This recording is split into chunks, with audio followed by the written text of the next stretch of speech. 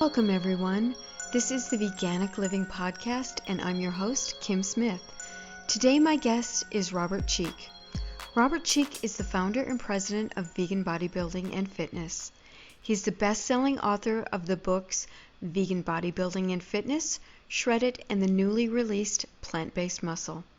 Along with writing books, he gives lectures and maintains the popular website veganbodybuilding.com. He's a regular contributor to Vegan Health and Fitness Magazine, Naked Foods Magazine, and Forks Over Knives. He is also a multi-sport athlete, entrepreneur, and has followed a plant-based diet for more than 20 years. I'm happy to call Robert my friend, and I have so much admiration and respect for the most hardworking individual in the vegan bodybuilding world. His tireless efforts educating a healthy, whole food, plant-based vegan diet and lifestyle are inspirational. His compassion for animals and helping people become their best are commitments that are never-ending and greatly appreciated by us in the vegan community and those that are new to veganism and bodybuilding. I hope you enjoy our show. I'd like to thank you, Robert, so much for being a guest on my show. Thanks, Kim. I appreciate being here. Pleasure to be here with you, and very nice seeing you in person just a few days ago as well. Definitely. It's been a little while, but you get to Vegas quite a bit. Yeah, I do. You know, that was my first time speaking in Vegas in quite a while, and I appreciate you sitting there right where I could see you. That was always comforting to recognize people in the audience. But I do come to Vegas pretty often for fitness events, for work-related events, or, quite frankly, for personal travel. It's just one of my favorite cities to come to. And I have to say, Kim, I've got to say, one of the most vegan-friendly cities in America now, and I don't think the rest of the country really understands that. It's a funny thing. It really is. I went vegan here in 1991, and it was not vegan-friendly at all.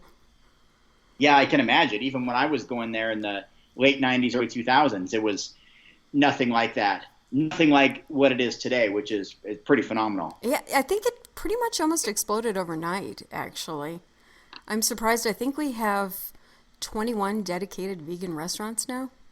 That's what I've heard. And they seem to be opening all the time. And not only that, but the vegan-friendly restaurants you have and the awareness of veganism in Vegas is just, it is one of the fastest growing cities for vegan awareness anywhere in the country that I've been to. And I do travel around quite a bit. So I've been very impressed. I've made 3 trips to Vegas in less than 3 months, and hopefully we'll be back there again soon. Well, that sounds great. I have to say I have a lot of people that are so excited about me having you for a guest on the show because they find it hard to think that you could be vegan and a bodybuilder at the same time, and they really want to know how. Yeah. Well, I appreciate that opportunity. I certainly have been doing this for quite a while, not nearly as long as you. I mean, 91, that's pretty amazing. I was vegan in 1995, so a few years behind you. But I was an athlete back then, albeit a thin distance runner. Of course, I was only a teenager. But I was a distance runner back then. By the late 90s, 1999, I started lifting weights and basically doubled my body weight, almost doubled from 120 pounds to 210 pounds, and became a multiple-time champion bodybuilder as a vegan, and of course went on to write a bunch of books and tour and do my thing talking about precisely that topic, building muscle on a plant-based diet. That's actually funny because one of my first questions was going to be, which actually came first to you, bodybuilding or veganism? Yeah, veganism came way before. Okay. I mean, I was a 5-sport athlete. I was always athletic, but I was just, fast little runner. I was a small guy, both short and lightweight. I was a runner, a soccer player, a basketball player, a wrestler. I also enjoyed tennis and baseball. And anything that was athletic, quite frankly, I just really, really enjoyed it. But I had no idea what weightlifting was. I had never even seen weights before. Really. And I became vegan in 1995 as a result of growing up on a farm and having farm animals as friends, really pets. like dog or cat. I've got two dogs next to me right now as I'm talking to you, and that was the case with rabbits or chickens that had first names, or baby calves or goats, turkeys, lots and lots of different animals we had on our farm, horses and ponies and you name it. Basically everything. We had goats, everything except for pigs and sheep. Other than that, cows and other large animals, and then small animals, guinea pigs to gerbils to rabbits to guinea fowl, ducks, geese, turkeys. I mean, I had so many animal companions as a kid. It was really quite cool thinking back, because we didn't always, we didn't eat the animal we had at our house. We would sell them, so that was not very nice, but we did have them as companions. In fact, many just lived out their entire lives at our house, which was cool just to have those kind of different types of animals as companions. It's so typical to have cats and dogs, but actually have geese and turkeys and chickens that are your friends first name basis, and they live out their entire lives out on a 20-acre farm, was an interesting experience that helped shape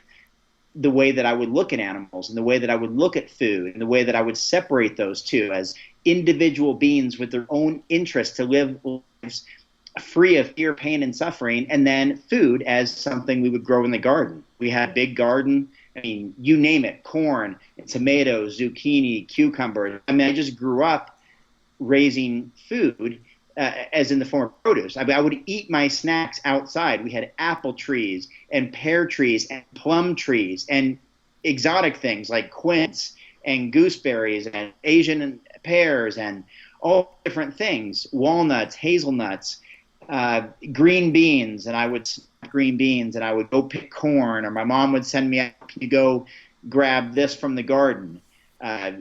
She would slice up cucumbers and put some salt on them, and I mean, that's just what I knew. I knew that food came from a tree, from a plant, from a bush, from a crop, from a field, and that yes, sometimes it came from animals, but not the ones on our farm.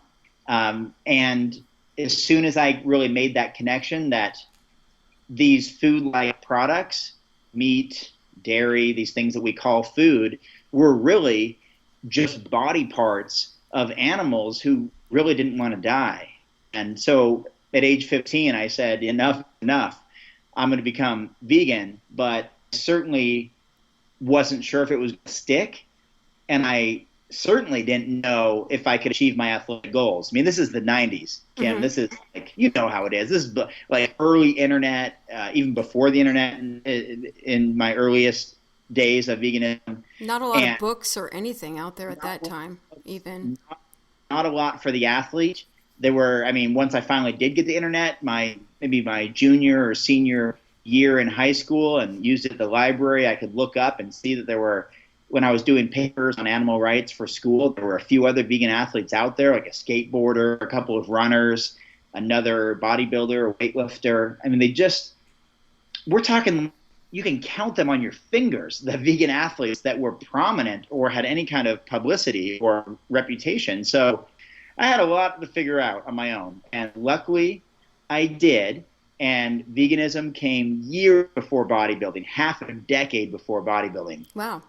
I wouldn't get into weightlifting until the very end of the 90s, 99, 2000, and I wouldn't get on stage until 2003. Even though I prepared for the stage in 2001, I didn't actually really fulfill it and get up and actually compete on the first time until 2003. And then from there, I had nearly a decade-long bodybuilding career, and I found some success, moderate success. I won a couple of competitions. I was runner-up 4 times. Over the entire 10-year career, I placed, I think, slightly ahead of more bodybuilders than placed ahead of me. So I was just slightly above average there, I guess you could say, as far as my placing in competitions. And gave me the confidence to start writing about this topic with my website and blog and books and articles, magazines, and really try to show other people that even if it's not part of your genetic makeup, you're not a big, strong person, you can still build muscle without having to rely on or consume foods that come from animals and do it exclusively on a plant-based diet. So that is what I've been doing for the last 23 years.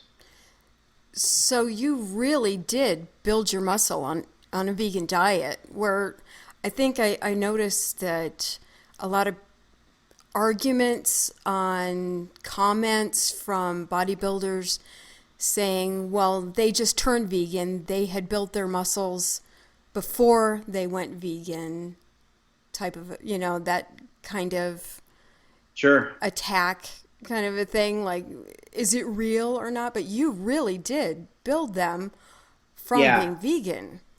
Yeah, I added about 100 pounds, and most of that muscle, obviously, I've never had high body fat in my entire life, aside from one period in 2016 when I had a serious back injury and didn't exercise for 5 months, but I still ate like a bodybuilder, and that was not a good combination, where my body fat did go significantly higher. But yeah, Kim, that's it. I have absolutely built 100% of my muscle, my physique, my image, reputation, achievement, success, whatever you want to call it, developed as an adult, all of this on exclusively plant-based diet.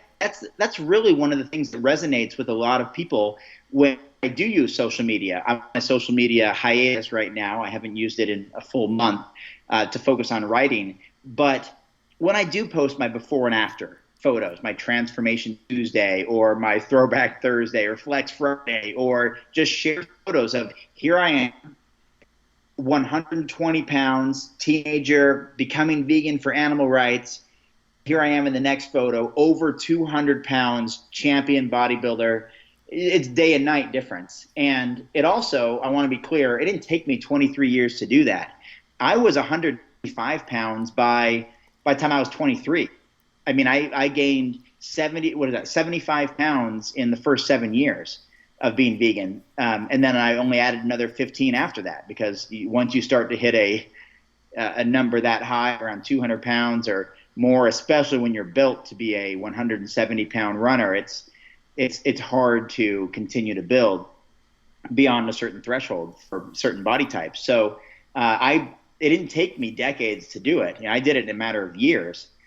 And I also want to point out that when I first started lifting, I mean, muscle came on quickly because I'd never done it before. I went from in 12 weeks, and I've written about this in all my books just to show people, when you are really consistent and dedicated and passionate, and you allow your actions to compound and build and grow on one another. I put on 19 pounds in 12 weeks, 28 pounds over a 10-month period, and went really from runner to bodybuilder in that 1 year span.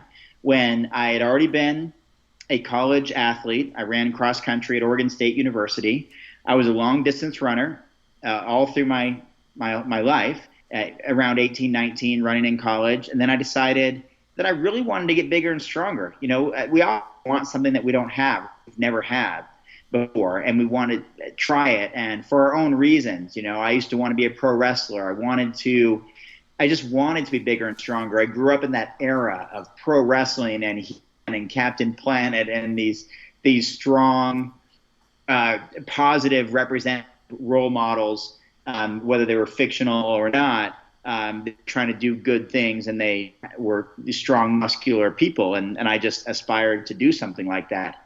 And so when I went from runner to builder, I did that in 1 year. 28 pounds in 10 months, and then I went on to be a competitive bodybuilder just shortly after that.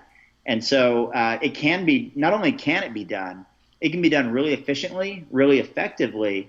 And when you're eating a higher nutrient dense plant-based diet, especially a whole food plant-based diet, that's really efficient nutrition that goes right in to producing energy, getting great workouts, with muscle recovery, helping rebuild, repair, and grow damaged muscle tissue, and enables a really successful athletic career. That actually brings me to a question that someone submitted to me that they wanted me to ask. And it says here, Dr. McDougall is always saying we don't need very much protein in our diets as human beings. Most eat way too much. But if you're vegan and want to make sure you eat enough to build muscle after training, how do you eat differently as a bodybuilder than the average moderately active vegan? What foods do you eat to increase the muscle repair needs of a bodybuilder that is vegan? Excellent question and excellent point. I actually follow, believe it or not, I think you might know this, but listeners may not. I actually follow a low protein approach to nutrition. I follow a low protein diet, and that's low protein in relation to my carbohydrate and fat intake. So where we're talking about percentage of macronutrient intake, my protein intake is considered low. It's typically low from body type or body size. I weigh exactly 200 pounds now, and I was just at the doctor the other day and weighed in at 203.6. And so I know what my actual body weight is right now. And it's even relatively low for my total calorie consumption, which is a little bit more than 3,000 calories per day at the moment, around 3,100, maybe 200 depending on the day. And so I believe, and I have put into practice, and I argue, and I've written articles and even books about the fact that you can build muscle on a low protein plant-based diet. So what does that mean? Well, for me, and I'll explain the foods too. So what that means for me, Kim, is that I actually eat statistically, based on data that I've recorded. I'm not just throwing these numbers out there in space. I've actually documented every single calorie consumed for an entire month and calculated the breakdown using things like Chronometer, MyFitPal, that does all the math for you once you input it. And I eat 10% of my calories from protein. And that's in the bodybuilding world where the percentage of your calorie intake from protein is anywhere from 25, 35, 40, 50, 60%. It's really high. I'm talking like, if you look at my old articles that I wrote when I was fairly new to bodybuilding, and I was using a lot of protein powders and supplements in my early days, I was talking about consuming 50% of calories from protein, maybe higher. I have a bunch of friends who still do that, and I'm down at 10%. So my real breakdown right now is 70% of my calories consumed coming from carbohydrates, 20% from fats, and 10% from protein. It comes out to about 70 to 100 grams per day. Now that could still be considered a little bit high as far as number of grams, but that's just based on the actual volume of what I consume, 200-pound athletic male. And so what does that look like?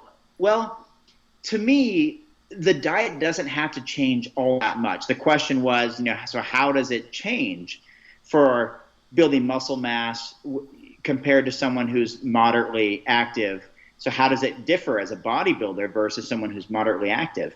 Well, in my opinion, it comes down to total calorie intake based on real calorie needs.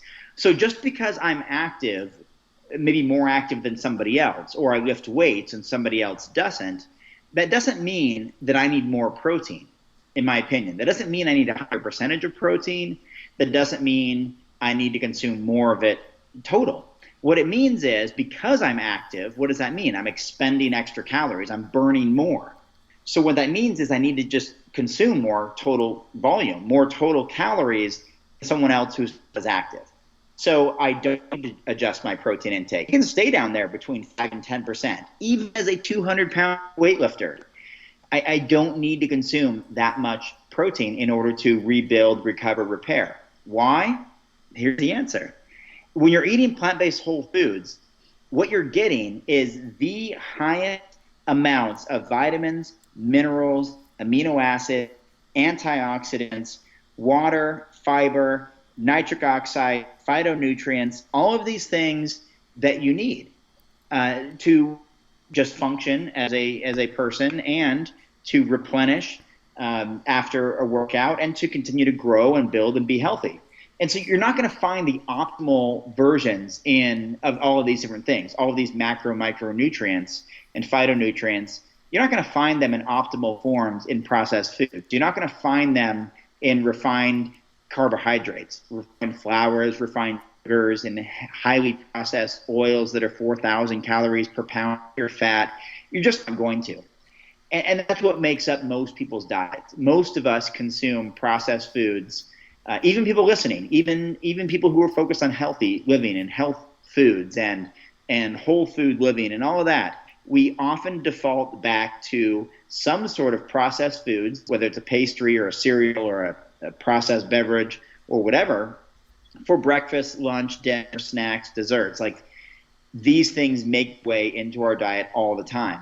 And so if one truly follows what Dr. McDougall is talking about, or Dr. Graham, or Dr. Wesselston, or Dr. Campbell, or Dr. Greger, or Dr. Davis, or Dr. Barnard, on down the line, or Pam Popper, or Juliana Hever, or Brenda Davis, registered dietitians alike, and eat a whole food, plant-based diet, that is your solution. That is the best forms of vitamins, minerals, antioxidants. That's the best form of amino acids and complete protein. That's the best form of essential fats and carbohydrates and protein. That's the way to go. And so that's how you answer that question. You don't need to adjust your diet in any kind of special way. It just has to match what your true calorie needs are based on what your real expenditure is.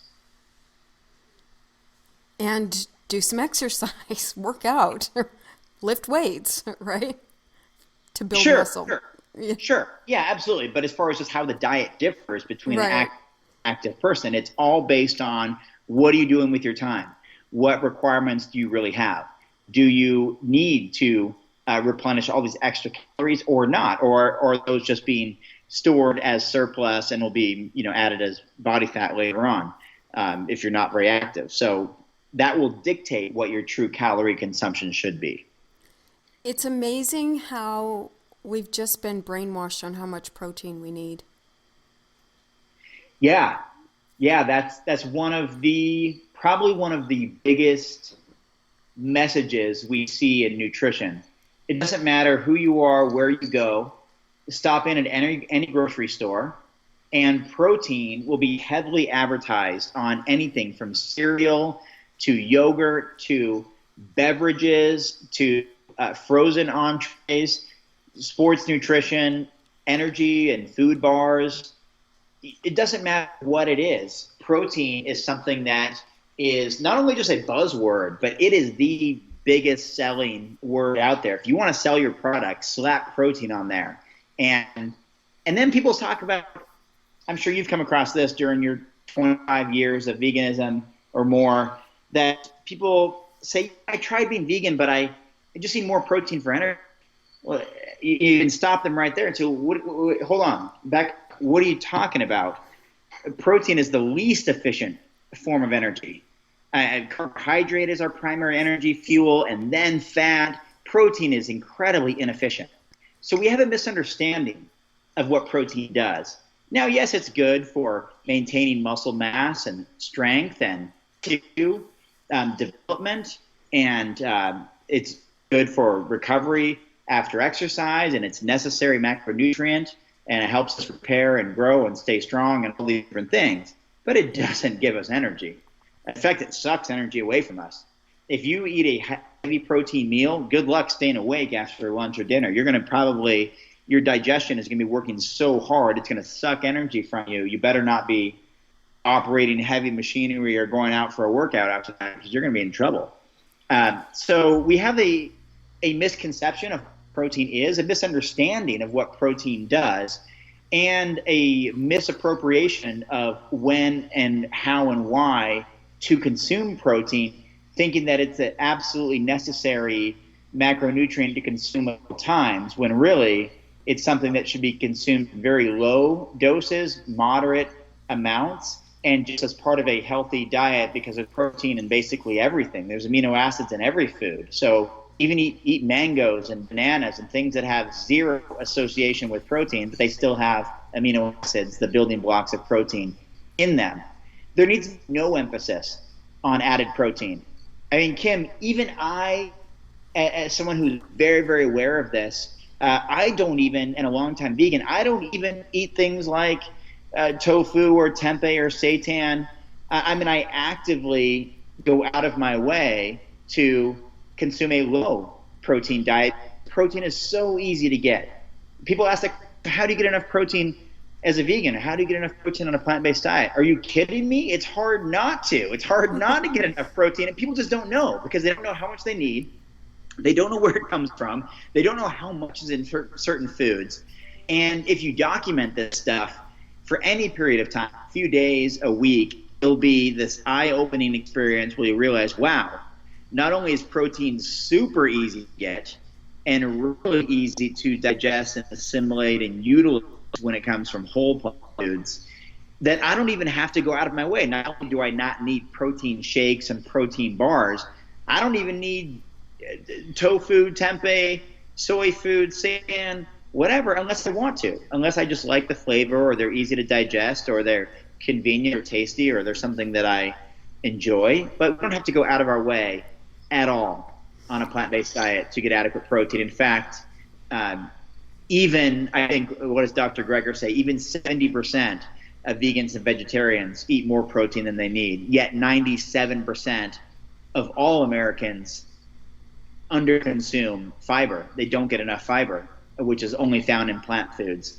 So there are some real statistics and real data that we can look at that if plants have 64 times more antioxidants than animal-based foods, and animal-based foods are the only ones that contain cholesterol, and plant foods are the only ones that contain fiber, and you start weighing these things out and comparing them and looking at them, you can easily see from a health and nutrition standpoint which direction we should go in and how easy it is to hit nutritional requirements when we eat real food.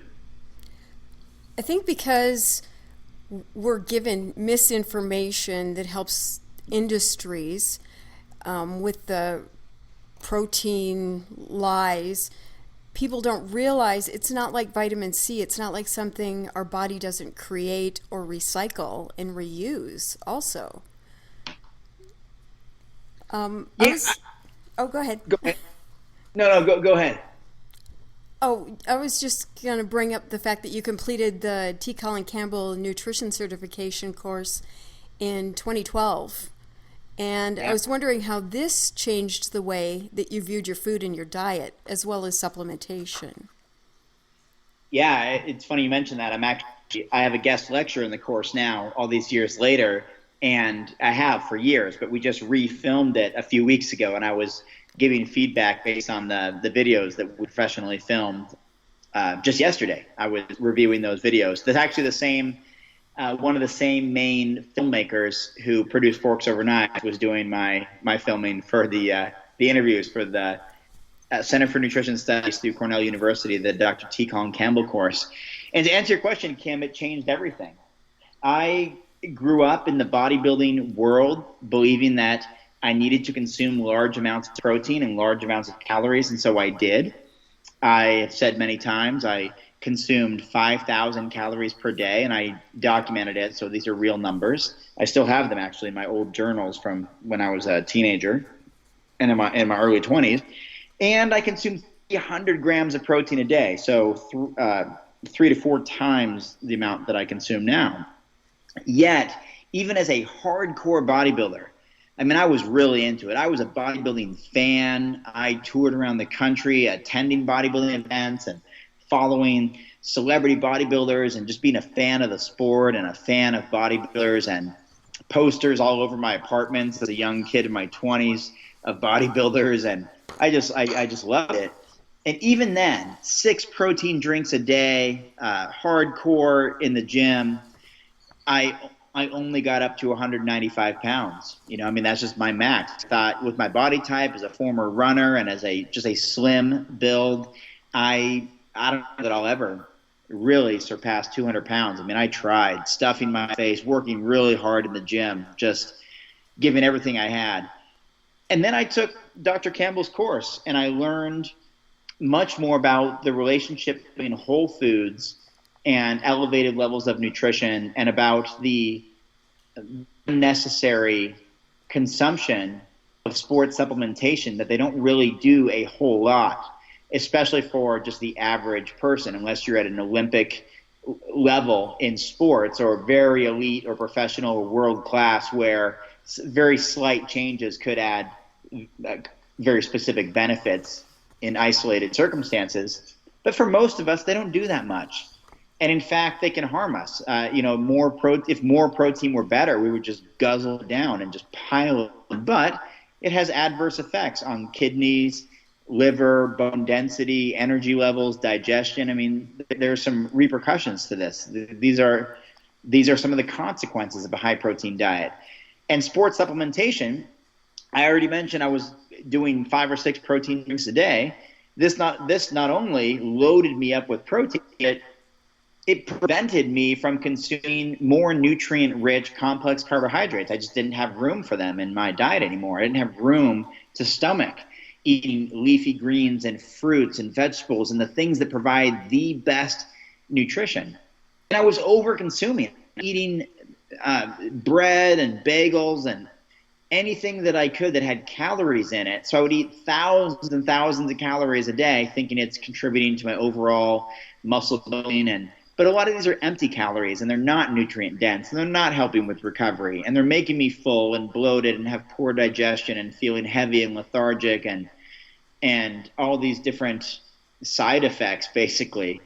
And so Dr. Campbell argued that we only need 5 to 10% of our calories coming from protein, no matter who we are, just as humans, whether we're active or not. And I really took issue with that. I really questioned that. I wasn't so sure Dr. Campbell, is a really thin guy in his 80s, knew what it was like to build lots of muscle. And I wasn't so sure he knew what he was talking about as far as practical application. I knew that the science and the research suggested it, but in my industry, everybody was doing high protein, high calories, loads of supplements, and they were the best bodybuilders in the world. So I argued with Dr. Campbell about that. And then I had to realize that he's been researching this for longer than I've been alive. So he's very likely a little bit more well-versed on this and well-educated on this subject. In fact, he's one of the best in the entire world. He's one of the best the world has ever known as far as understanding human nutrition. And he has served on the chair of pretty much every board that you can be on at the highest level, the USDA and other places, where he is an absolute world expert, world-class representative of human nutrition. And I had to take that into account, of course. And so I did the one thing that so many people are unwilling to do. So many of my friends and colleagues in the vegan bodybuilding world and vegan athlete world, or even just in the athletic culture in general, the one thing so many people are unwilling to do, I decided I would give it a try. Okay, I'm going to give this 5 to 10% percent of protein of my entire diet a try. I didn't expect much from it. I also really believed that I needed sports nutrition. I spent 10 years working for a sports nutrition company. Though I didn't believe in all the products and I didn't believe in the overconsumption and use of protein drinks, I still thought 1 or 2 a day would certainly be helpful and not hurtful, and that it could benefit someone like me who was lifting weights. So I considered all these different things, and I decided to get off all sports supplements in 2012, and that I would focus my diet on whole foods. I would still eat some processed foods because I'm in the real world and I travel a lot and I go to different countries and different cultures, and I always keep my diet vegan. I always keep it plant-based. I always keep it animal rights focused. But will I have oil in my pad thai? Absolutely. Will I have fried rice? Absolutely. Will I have a burrito or enchilada or the beautiful Ethiopian veggie platter, that has some processed foods and oils and stuff? Yeah, sure. But I emphasized a plant-based whole food diet as much as possible. And so I took that approach, and I got back into lifting weights after a little hiatus there, and I went back into setback. And sure enough, I not only surpassed 195 pounds, which I never thought I could do. I did it rather enthusiastically, shooting all the way up to 210 pounds, and really taught myself that I could achieve better results on a lower calorie diet that was higher in nutrient density and without any sports supplements and without any emphasis on protein, and that it was arguably superior. It was better. I mean, it produced better results in a faster time, and I didn't have to spend as much time or money on food. And it was a great relationship to be in with health and food and fitness. And so I've continued down that journey now, and I'm still, like I said, I go up and down with what my sports interest is, or what my ongoing back herniated disc problem is from 20 years of weightlifting. And so sometimes I'm bigger and stronger than other times, but I'm still at 200 pounds and fairly strong and still fairly fit and active, and getting close to 40 years old. And I've been doing this whole food approach for over half a decade now. So I just keep on keeping on. And I think that's a good way to go. And even just today, I submitted an article for Forks Over Knives. So I continue to write for them and for the Center for Nutrition Studies and for No Meat Athlete and for veganbodybuilding.com and other platforms to share this approach that is still relatively unique. I mean, who goes around as a vegan bodybuilder not using any supplements? I mean, I know Will Tucker does, Tori Washington, but there's not that many of us. So me, Tori, Will, and a few others, Lillian Aguilar right there in Vegas, the four of us and a handful of others are the ones that are really promoting and pushing this new approach that if you want to be your personal best, if you want to achieve your health and fitness goals in the fastest, most efficient way, in the most environmentally friendly way too, just eat real food. Go back to the basics. Eat from the garden. That's the way to do it. I'm thinking that your recovery is probably a lot faster and easier also. Yeah, absolutely. That's one of the things I wrote about in a recent article. I talk about, I mentioned that in Vegas, and it is something that is super helpful because, again, you're getting the highest amount of nutrients into your cells right away.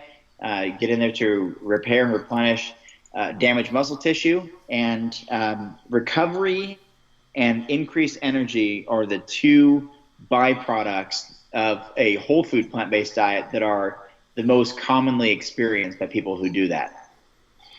I love that you basically have shown the two biggest fears, especially in bodybuilding, and the fear of not getting enough protein and eating fruit is good for you.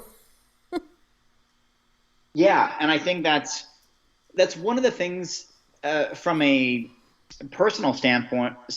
I think that keeps me relevant in some way is that I'm willing to try things that are different, that kind of go against the grain, that are not part of the norm. I'm a huge fan of fruit. I always have been. I grew up eating fruit directly from the trees on my family farm, and I loved it. And when I got into bodybuilding in 2001, getting ready to compete, and was told that I can't eat fruit, I'm not supposed to eat fruit. I didn't, because I was told I wasn't supposed to, but I craved it so much, I wanted it. And I knew it was part of a healthy diet. I knew it was part of a personal preference that just made me feel good, and that was part of a healthy and balanced approach. That after a few years of really avoiding it during competition time, I just got right back to it and said, you know what, I'm just going to eat it anyway, regardless of what bodybuilders are saying. I mean, it just didn't make any sense. I mean, I even heard one of the best bodybuilders in the world at the time, about 15 years ago, give a lecture. And this guy was on, he's actually one of the most open about steroid use, and he used a lot of them. He was I'm talking over 300 pounds with 3% body fat. So he was a very big drug user and one of the biggest mouths openly talking about it. He would openly talk about steroid use a lot. And now he's shrunk down, and he's a commentator talking about the sport of bodybuilding, interviews people. I'm actually, quite frankly, kind of surprised he's still around, because many of the bodybuilders I knew back in the early 2000s are not around anymore. Many of them passed away in their 40s, who were consuming large amounts of animal protein and using lots of anabolic drugs and steroids. But this guy gave a lecture, and he was saying, why bother? And again, he's talking to just a bunch of young bodybuilding fans.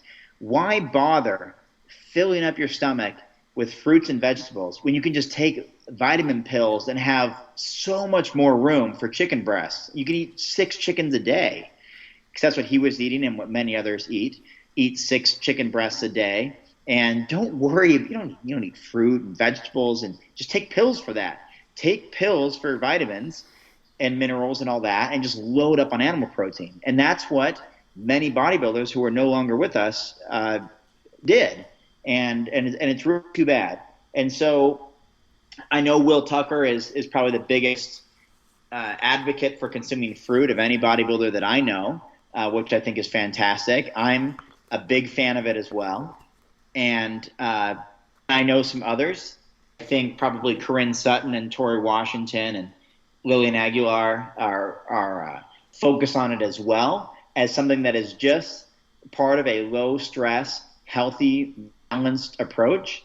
And I think those of us who embrace that, like you said, Kim, these 2 things, that you don't need a whole bunch of protein and that it's still okay to eat fruit, that brings up an interesting conversation, and that allows us a platform to keep talking about this on podcasts like with you, or on radio shows, TV spot, or magazine articles, or website posts, social media. It gives us an opportunity to talk about something that is not often talked about, and allows us to be part of that dialogue and have that experience. Because I think you can talk about anything you want, but one of the first things you mentioned on this interview or this conversation was relevant to this topic, where, I've been doing this. I built all of my muscle on a plant-based diet. It's not something I just adopted a couple years ago and already had muscle mass. So I have the experience to talk about it. And so now I didn't have a lot of experience with supplement-free bodybuilding the first year. I had 8 months experience. Now I've got almost 8 years. I've got 6.5 or whatever it is, 6 years experience doing this without any supplements. So I have something to talk about and compare to, because the experience is there. And so now people like you and people who are submitting questions will say, hey, can you tell me about this? Because I know you've been doing it for a while. And so I'm a big fan of if there's something that you believe in and it's a healthy thing, with like cutting out protein powders, or consuming fruit, or increasing your green vegetable intake, or bumping up your workouts to 5 or 6 days a week and trying working harder than you've ever had, or whatever the case is. I'm a fan of embracing that, as long as it's a healthy practice and it's not going to have any adverse effects and just an upside of benefits. I encourage people to embrace those things and get that experience, and then you can start sharing those ideas. You can write books, you can write articles, you can be an expert on something because you've lived it. You have the track record. You've been in the trenches. You've put it to the test. And that's why I get along really well with Dr. Campbell now. I mean, we are enthusiastic when we see each other and we talk about things. He loves the fact that now, I've been able to be my biggest and strongest in the history of my life, even as a retired bodybuilder near 40, because I've adopted his approach, or maybe not his approach, but the approach of low protein, whole food emphasis on nutrition. And, that's just something that I think he is so proud of, because so many people are unwilling to do it. And here's a guy who questioned it, who argued against him and all of these things, who gave it a try and then was shown firsthand that he was right, I was wrong. And we both love that, because I had a learning experience and he was able to use my experience as almost like a point of data research, as an example. Here's someone who did it. And so it's not just good on paper or in the lab. In real world, personal, physical application, it also works in real life. And this is why you're a guest lecturer now too, I'm sure. Yeah. We share the stage sometime on tour at events. We're both on the Vegan Cruise. Like 8 years in a row, we've been on the Vegan Cruise together, the Holistic Holiday at Sea cruise. We were at the Plantrition, Plant-Based Nutrition Conference last year. He was speaking, I was not, but we were both there and crossed paths. We were both speakers at Plant Stock, the Esselstyn family event with Engine 2 Diet. We crossed paths a lot. And I know his wife, Karen, and my wife, Karen, and we're all friends. It's rare to have someone that's such a big icon in this movement, whether you're talking about health, nutrition, vegan, plant-based world. I mean, he's as big of an icon as it gets as far as I'm concerned. And to be able to now kind of be a colleague alongside the guy who's been doing this for 50 years is pretty incredible feeling. I know that when his book, The China Study, came out, it made me feel really good about what I was doing, because before that, there was some information out there, but not enough. And thank goodness for the wonderful people that put together Forks Over Knives and all these documentaries that have been coming out to educate everyone that's, willing to open their mind and watch them. Yeah, you and I have both watched this movement grow over the last 25 years exponentially, especially with some of these tools that you mentioned, Forks Over Knives and the China Study and Dr. Esselstyn's work, Dr. Greger and nutritionfacts.org, What the Health, Earthlings, Cowspiracy, Eating, the list goes on. And that's what's so great, is that there's so many different tools and there's so many different ways of doing it, whether it's a Netflix film, a movie theater release, a best-selling book like Dr. Greger's How Not to Die, which has been on the New York Times bestseller list for like 3 straight years now, which is incredible, or the China Study has now reached 2.5 million book sales, which is pretty impressive. And Forks Over Knives has been watched nearly 20 million times. And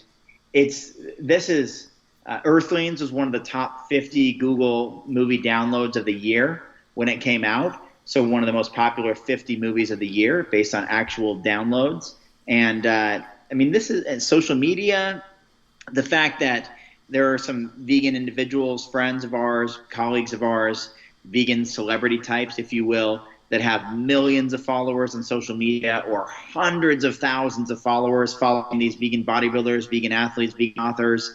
It just gives the voice so much more amplification. I mean, your voice can just carry so much farther than it could when we didn't have the internet, when we only had MySpace or early days of Facebook, and now with YouTube and Instagram and Snapchat and every other platform, podcasts, it allows us to reach so many more people. And I think ultimately that's what we're trying to do. I mean, anytime you're passionate about something that has so much positive upside behind it, I mean, promoting a compassionate, animal rights, healthy, plant-based lifestyle, I mean, there's not many negative sides of it. We want to spread the word. We're passionately doing that. We have 1,440 minutes each day to decide what we do with our time, and many of us choose to spend a lot of those minutes, hundreds of those minutes per day, advocating for and promoting vegan lifestyle in uplifting and positive ways. I do it through fitness. I do it through imagery, through showing before and after photos, showing my success as a plant-based athlete. I do it through writing, something that I'm naturally good at and that I like doing. Other people do it in different ways, through media, through interviews, through conversations, through video, through writing for mainstream publications, through protesting, through community events, or leading by example, or getting involved in their community. And and promoting a plant-based diet within their community, whatever that is, whether it's a recreational sport or a religious service or whatever, a neighborhood gathering, holidays. It's basically deciding that this is really important, that animal lives matter, and nobody wants to suffer, and the planet is suffering because of the factory farming and the other environmental implications, transport and everything else that goes into growing, raising, feeding, harvesting, slaughtering, refrigerating, freezing, transporting animals. And we can all benefit by cutting down on that. And not only are there all kinds of adverse implications for animals and for the environment, our own personal human health has been suffering. The more Western our diet goes, the more animal-based foods and beverages, milk, eggs, meat, other animal byproducts, they go into our diet, the more likely we are to develop these common and detrimental diseases. Things like the cancers and heart diseases and type 2 diabetes and hypertension and obesity and the closing of arteries and cardiac events and damaging of vessels and endothelial cells and just lower quality of life and limited organ function and limited mobility and increased mortality rates, lower lifespan. There's so many reasons to point to a plant-based diet that you bet a lot of us are going to spend a lot of our time sharing that message. When you look at what all of the animals go through in the food industry, it's very reflective on what people are going through in their health and even emotionally. The stressors that we meet in our daily lives mirror the stressors that they go through. And luckily, ours isn't getting our throat slit before our time. But I think when people start making that connection, that we're going to see some really amazing things. It's amazing how it's grown recently. I mean, just in the past 10 years, it's something I never knew if I'd see that in my lifetime. It was something I always hoped for. Yeah, and imagine what the next 5 or 10 years will bring. I mean, there's very likely going to be a tipping point somewhere. There's often a tipping point in anything, in lifestyle, in politics, in culture, in nutrition and fitness and habits. I mean, we never used to exercise in a formal way, right? I mean, we were hunters and gatherers, and we moved around, and we lifted things and carried things, and we were active, and we'd migrate from one area to another. But this idea of like lifting weights in a gym came about in really in like 40s, 50s, created this big boom in the 60s, and people started exercising as something to be focused on. Not just riding a bike or walking or running to get from point A to point B, but taking time out of your day to go and strengthen your muscles and strengthen your bones and getting in your car and driving to the gym to work out. yeah. But doing it. But that's something that was a cultural shift. We didn't go to gym before. There weren't LA Fitness and 24-Hour Fitness and EOS and Lifetime and all these places 70 years ago. It'd be laughable, be unheard of. Like, what are you talking about? You're going to some air-conditioned box for an hour out of your day? Like, just, go for a walk, go for a run, go swing from a tree, do pull-ups, do, push-ups, do body weight squats and lunges, or using things around you. You don't lift heavy stones. You don't have to go lift these constructed, iron and metal-based things to help engage a specific small muscle in your back, but we do it. So, we also didn't used to take sports supplements. That was unheard of. That would have been laughable. Are you kidding me? 60, 70 years ago, you're eating your food out of a powder added with water? Like, what are you talking about? It grows, go grab potato out of the dirt, grab a piece of corn off the stalk right over there, go pick some beans or grab that apple off the tree. You're eating powder? It's like astronaut food. What are you doing? But what happened? It became popular with athletes, bodybuilders, weightlifters in the 70s, 80s, 90s. Now who uses supplements? Everybody. Soccer moms, families, kids, infants, toddlers, school kids, people who are not athletic at all. At all. I mean, people who are incredibly out of shape or very poor diet are guzzling protein drinks because they understand it's going to help their overall health. Rather than fixing the poor diet, the fast food, the oil-rich food, the pastries, the cakes, the heavily concentrated calories that are being consumed, candies, sodas, every single day, rather than changing those habits, they'll add a protein drink to help, add some healthy calories into the diet, or so they think. So these are tipping points. These are cultural shifts. We change our behavior. And I think what we're going to see is that something that Dr. Campbell predicted many years ago too is that there just won't be enough hospital beds. Now, not to sound like a downer or a depressing thought or anything like that, but if we keep these current trends as far as what most people are still doing, I mean, it doesn't matter how much positive change is on or how progressive we feel, or 21 vegan restaurants in Vegas. How many fast food restaurants are in Vegas? The reality is still there. Yes, we're making progress. Yes, it's exciting. Yes, we're way ahead of where we were 20 years ago as far as veganism and awareness, but we're still talking most people by a landslide, 90-something%, very likely, are still going to fast food places and restaurants and eating heavily processed foods, and we just won't have enough hospital beds or staff or space or enough buildings to take care of these people, that there's going to have to be some sort of cultural shift, tipping point awareness of, hey, we got to make the connection now. The diet that we've been following for decades has put us in this position. We've got to change it if we want to change this outcome.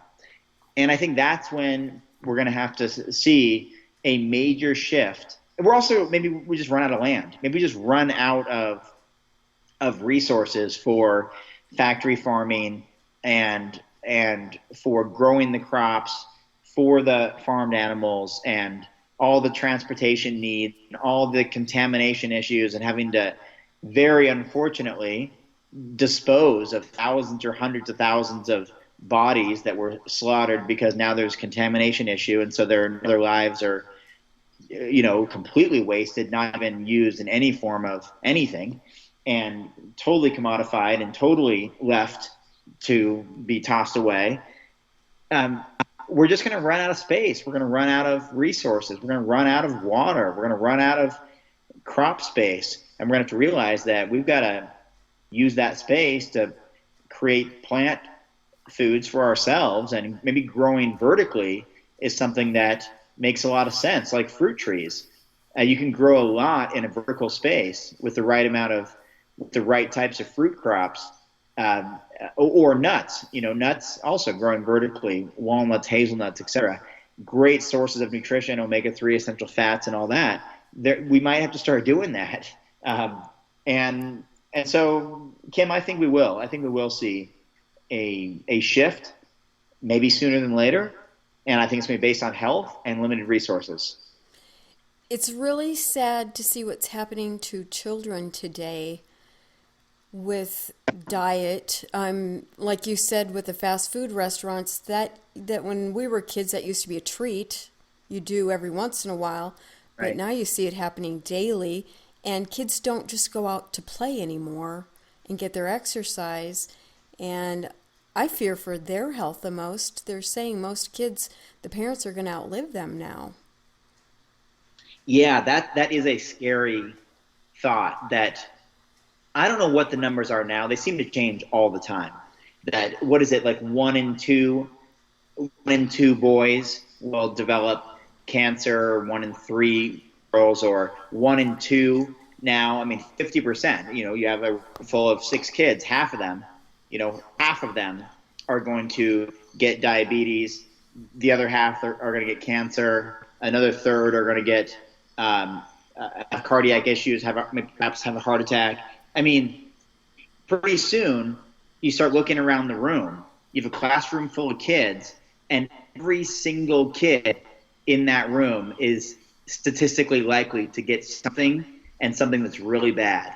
Whether it's half of the entire classroom, you got 30 kids maybe in a preschool, 30 kids, half of them are going to get cancer. The other half, something major.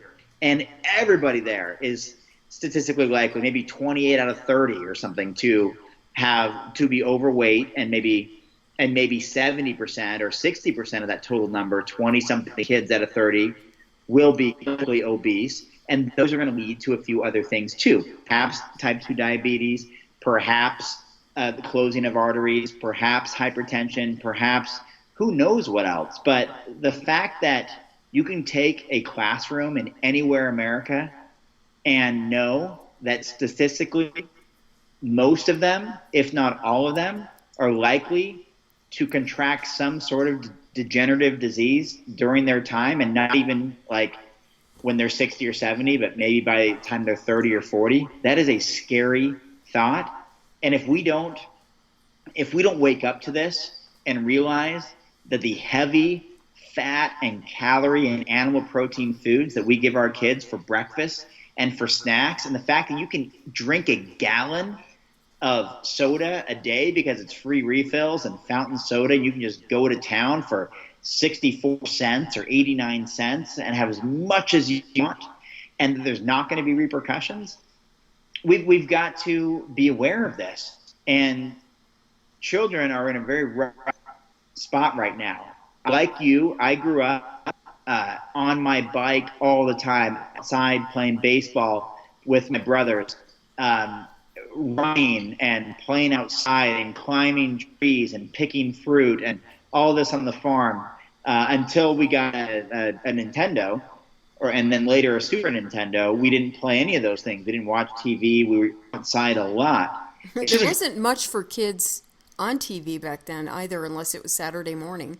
Yeah, it's a different world now. And those are obviously lots of other environmental factors and lifestyle factors beyond just nutrition and exercise, but they obviously are worth mentioning because they inhibit positive nutrition and exercise. They are actually roadblocks, because if you have the temptation is so strong. I wrote a recent newsletter about this, that if you have unlimited stimulation at your fingertips from a cell phone, a smartphone, that there's really nothing in your physical environment, outside a park, a sporting event or practice or exercise or anything, that can even come close to it.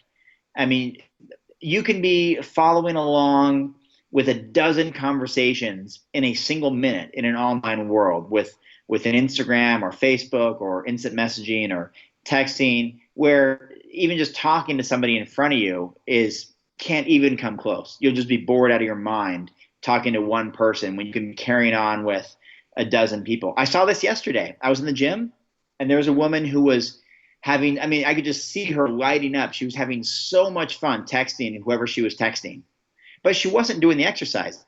She just could not put her phone down. She would be at the machine to work out, and her face lit up. So clearly she was getting some sort of enjoyment from it. So that enhances lifestyle and mood and all that. So there's some positives.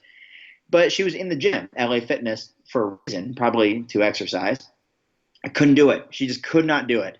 She could not put her phone down. And then when she finally got on the machine, it was an abdominal training machine. She got on it in a way that she could look at her phone while she was doing the exercise. A rotational twist for abs and obliques, where she had to look at the screen. And then as soon as she put the machine down, as soon as she got off the machine, just grabbed her phone and continued sometimes 10 minutes at a time just texting. I know because I was doing shoulder exercise right behind her, so I couldn't help but notice. In fact, it was distracting for me. But that's the point, Kim, is that you can't even get a good workout anymore, even if you leave your phone in the car like I do these days, because everyone else is distracting on theirs. I have people in my gym who are doing FaceTime, like as if no one else is around. They're having a FaceTime conversation with a friend or family member, just pacing around the gym, being very loud, because of course you have to talk louder over the music and everything else. And the rest of us are trying to work out, and it becomes a distraction for even those of us who are trying to be very, very laser focused.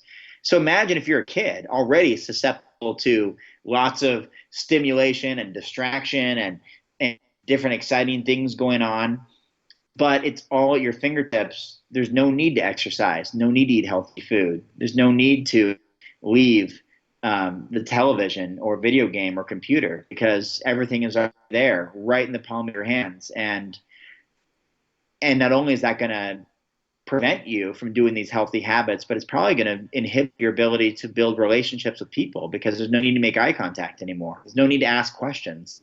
There's no need to have relationships in real life when they're just on a screen. And so I've noticed that in public, where you see the whole families on their phones instead of speaking to one another. It's quite sad that it's come to that. Yeah, and I think it is worth talking about. I don't think we're too far off topic, and especially if you see my recent newsletter about that.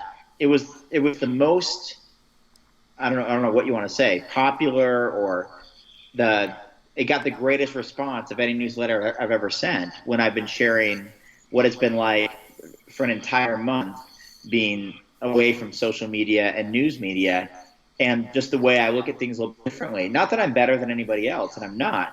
I'm better than my prior self, but I have a different viewpoint and different perspective because of my new experiences. And I share those experiences about what it's like. And how my fitness has improved, or nutrition has improved, or mood has improved, or how stress is lowered, or how, all these different things, productivity, stronger relationships, all these things. So many positives to not being on my phone all the time. The only downside, really the only one that I listed that I'm aware of, is that at times it feels a little bit lonely. I work from home. I'm home by myself all day, working on the computer, shipping out book orders and answering emails and all that. And by not following social media, Instagram, Facebook, Twitter, YouTube, I don't know what any of my friends are doing anymore. Friends that I usually see Facebook update, oh, my nephew has first day of school, or my friend is in Bali, and wow, I've been there too. I wonder what they're doing. And I don't see that anymore, but at the same time, that's a responsibility that's on my shoulders, that I can always hop on my phone and make an outbound call that no one does anymore, and actually talk to them. I can ask questions.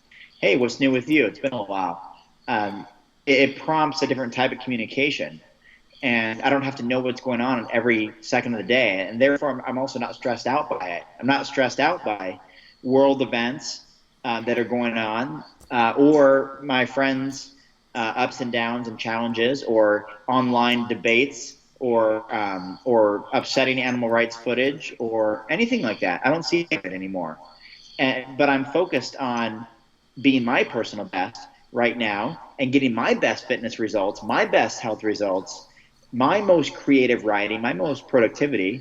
And when the time comes to return to social media, I will have accomplished a whole bunch of things that I simply could not do when I was beholden to those social media platforms and addicted to my cell phone. And now I will have accomplished, I'll have a new book out, I'll have all these different things done, and I can return to social media, but not in an obsessive compulsive way, but in a way to go check in and say hi and engage with people and share what I've been up to, and have a much more controlled usage, rather than having that platform dictate my life for me.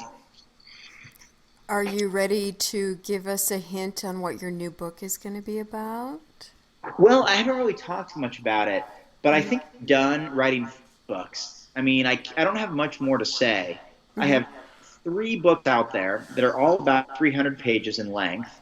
So that's nearly 1,000 pages that I've written and published, and I have another 500 pages that I've written around the fitness world that have not been published, that were just cut out of books, entire chapters, entire sections, pages at a time, things I just did not print.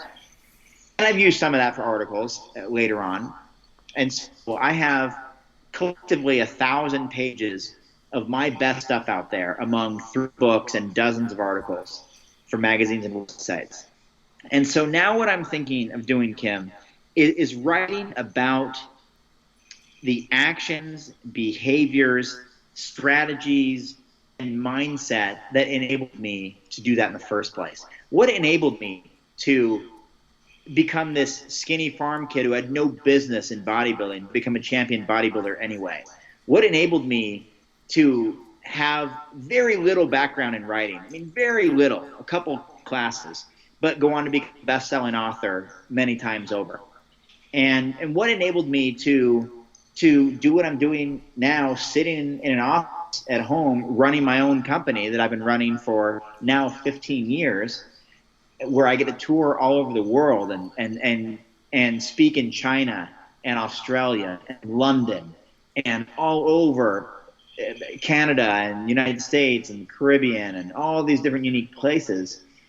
I really want to write about that. I want to write about the things that I love to talk about, that how do we use 1,440 minutes we have each day to make a positive difference in the world? What is it like when you actually document what your calorie consumption versus expenditure is and have control over your health and fitness destinies? What is it like when you do get away from the addiction that is social media and smartphones that are adverse effects on millions, if not billions, of people around the world they're unaware of? Many people unaware of their addictions that hold them back from doing bigger things in life. You know, I now have these experiences, and so I want to share about that, about whether that's how to build your own brand or how to follow your own dreams and pursue your own passion, how to make a positive difference in the world, how to use the skill sets and talents that you already have and emphasize your strengths and make a big impact that way. That's the kind of stuff I want to write about, the personal development stuff that you can, whether you want to call it self-help or motivation or inspiration or personal development, call it whatever you want, but that's the kind of stuff that I think is my best work. And I've been getting that feedback enthusiastically from some of my latest newsletters, that is the style of writing that most people are resonating with. And it's what I like to do the most. And so, at least for now, I think I'm done with the vegan fitness books. I got all I need to say out there, and if I need to say anything more, I can write an article for Forks Over Knives or No Meat Athlete or the Center for Nutrition Studies or Naked Food Magazine, and I can reach more people than I likely would writing a new book on that topic anyway, and I can make it in a concise, professional article format. But when it comes to books, which is what I truly enjoy writing in length, not just a short article, but I like writing hundreds of pages and sharing examples of decades of experience or years of experience or months of experience doing something unique. That's what I'm passionate about writing now. So I don't know when I'll have something new. I don't put deadlines necessarily or timelines on myself. I used to, but now it tends to add stress rather than give me a kick in the pants for it to reach a certain deadline. I write when I'm in the mood for writing and when I'm doing my best work. And no timeline necessarily, no deadline, but you'll know when it's out. I'll be sure to spread the word. And hopefully whatever I come up with next will probably be my best work and the most powerful work that I do, because it's the accumulation of everything that I've done over the last 38 years I've been alive, and it's not inhibited to just vegan health and fitness. I can write about lots of other aspects of professional development and life that I think are worth considering and worth following. So that's what I'm up to. Well, you're definitely an inspiration, and I'm so excited and happy to have you as a guest. Is there anything else you'd like to tell people where they can find you, even though you're not actively in social media or anything, but where they can find your books, where... Yeah. Well, thanks, Kim. First of all, thanks for having me on, and thanks for your friendship over the years. And always a pleasure seeing you, and enjoyed seeing you and speaking with you in Las Vegas just last weekend.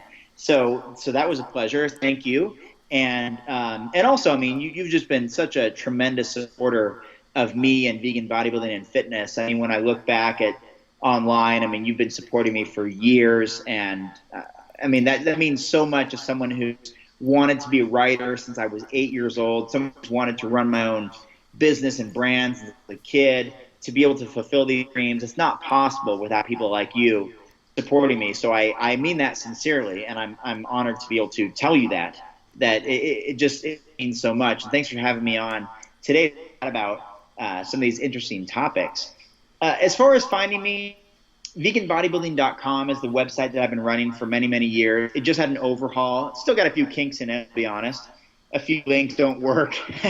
I'm working on fixing it up. But veganbodybuilding.com is in its 15th year now, so happy anniversary to us, I guess. And Amazon, I mean, you're right. I'm not on social media anymore. I will return one of these days.